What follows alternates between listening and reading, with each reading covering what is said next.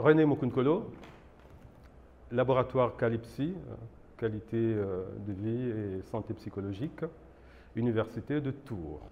Alors, je travaille comme mes collègues, sur les facteurs, les mécanismes et les conséquences qui sont liés à l'optimisation ou au contraire à la dégradation de la qualité de vie et de la santé psychologique auprès des personnes adultes dans différents secteurs industriels, hospitaliers ou dans la société en général. Alors, l'émotion de la découverte, elle est liée d'une part à l'activité, bien entendu, dans la recherche. Et l'émotion, je pense que celle que j'ai énormément éprouvée, c'est quand j'ai découvert en particulier l'effet de la culture, des transactions, des interactions culturelles sur un certain nombre d'indicateurs de la qualité de vie au travail. Puisque jusqu'alors, je travaillais sur des processus plutôt personnologiques, en termes de personnalité, en termes de style de management.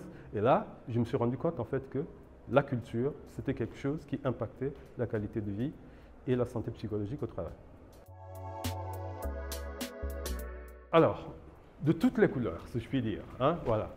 La joie quand on arrive à, c'est vrai, valider ces hypothèses, hein, comme tout chercheur, on est content de valider, mais aussi alors l'interrogation et l'émotion aussi, parfois un peu d'humilité, quand on se rend compte que ce qu'on attendait, ce qu'on voulait vérifier n'est pas avéré, ou parfois on a des résultats un peu mitigés. Bon, ça c'est un aspect, mais vous savez aussi que le chercheur, le but aussi c'est de diffuser sa connaissance, donc de publier un article.